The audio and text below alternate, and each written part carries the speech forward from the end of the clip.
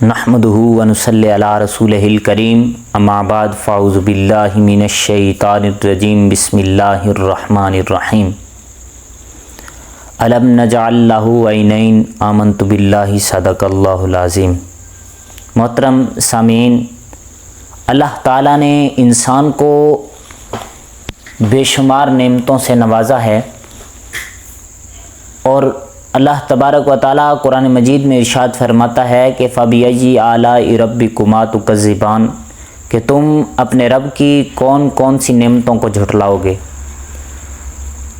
تو اللہ تعالیٰ نے انسان کو جو بے شمار نعمتیں عطا فرمائی ہیں ان میں سے ایک بہت بڑی نعمت آنکھ ہے۔ اگر انسان سے پوچھا جائے کہ دنیا کی سب سے قیمتی چیز کیا ہے تو وہ سونا، چاندی اور دولت کا نام لے سکتا ہے، لیکن یہ ایک حقیقت ہے کہ ایک آنکھ کی قیمت دنیا کی ساری دولتوں سے زیادہ ہے۔ اور اللہ تبارک و تعالیٰ قرآن مجید میں ارشاد فرماتا ہے کہ الم نجعل لہ عینین، کیا ہم نے اسے دو آنکھیں نہیں دیں؟ یہ آیت ہمیں یاد دلاتی ہے کہ آنکھ اللہ تعالیٰ کی بہت بڑی عطا کردہ نعمت ہے۔ اور سامعین عزیز شام، آنکھ کی اہمیت کیا ہے کہ آنکھ کے ذریعے انسان اپنے ماں باپ کو پہچانتا ہے، انسان قرآن پڑھتا ہے، انسان مسجد میں جاتا ہے، انسان کعبۃ اللہ کو دیکھتا ہے، اور اللہ تبارک و تعالیٰ کی دی ہوئی ہر نعمت کو انسان اپنی آنکھ سے دیکھتا ہے۔ تو یہ اللہ تبارک و تعالیٰ کا انسان پر بہت بڑا احسان ہے، کیونکہ اللہ تبارک و تعالیٰ نے انسان کو ایک بہت بڑی نعمت سے نوازا ہے، اور یہ نعمت دنیا کی تمام دولتوں کہ اگر کوئی شخص کہے کہ دنیا کی سب سے بڑی نعمت سونا ہے، سب سے بڑی نعمت چاندی ہے، سب سے بڑی نعمت دنیا کی اور مال و زر ہے، تو سامعین عزیز شام، اگر کسی شخص کے پاس اللہ تبارک و تعالیٰ کی دی ہوئی یہ نعمت آنکھ نہیں ہے تو وہ ہر قسم کی نعمتوں سے، ہر قسم کی اللہ تعالیٰ کی عطا کردہ مہربانیوں سے محروم ہے، کیونکہ اس شخص کے پاس اللہ تبارک و تعالیٰ کی دی ہوئی سب سے بڑی نعمت آنکھ نہیں ہے۔ اور سامعین عزیز شام، آنکھ اللہ تبارک و تعالیٰ کی قدرت کی نشانیوں کا مشاہدہ کرتا ہے۔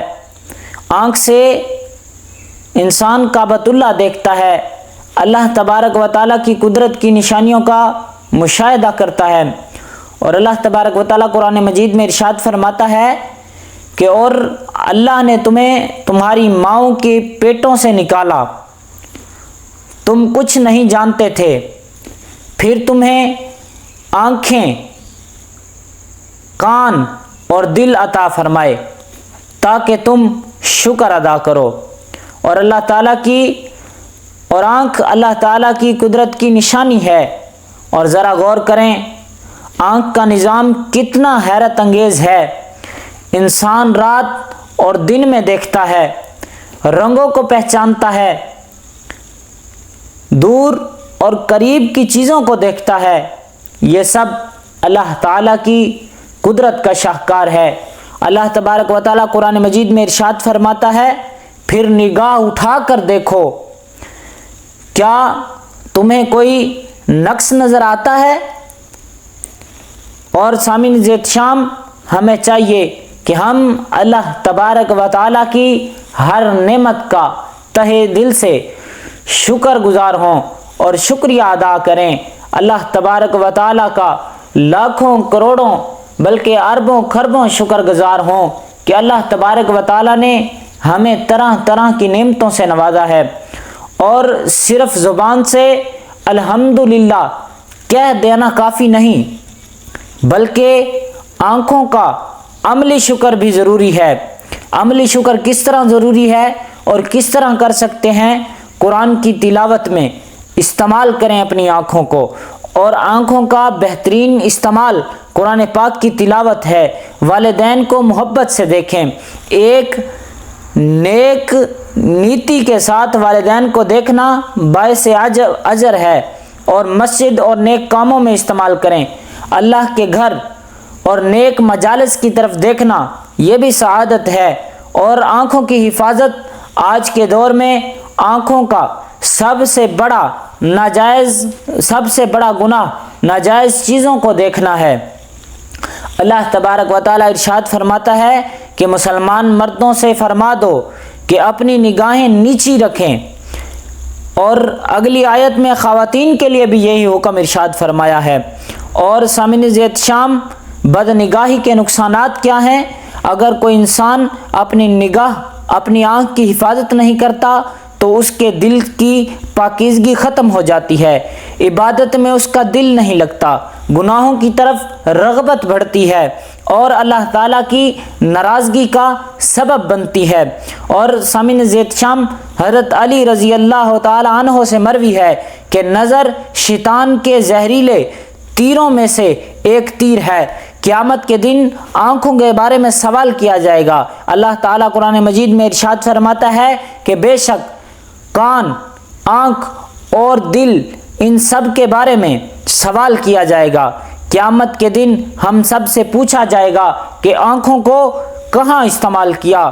نبی پاک صلی اللہ علیہ وسلم نے ارشاد فرمایا کہ اللہ تعالیٰ فرماتا ہے، جب میں اپنے بندے کو دو محبوب چیزیں یعنی کہ آنکھیں لے لوں اور وہ صبر کرے تو میں اسے جنت عطا فرماؤں گا۔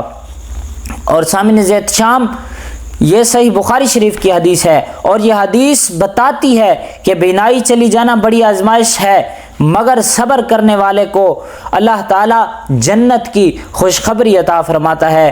اور سامعین ذیت شام، بہت سے لوگ جوانی میں آنکھوں کی قدر نہیں کرتے اور گناہوں میں مبتلا رہتے ہیں۔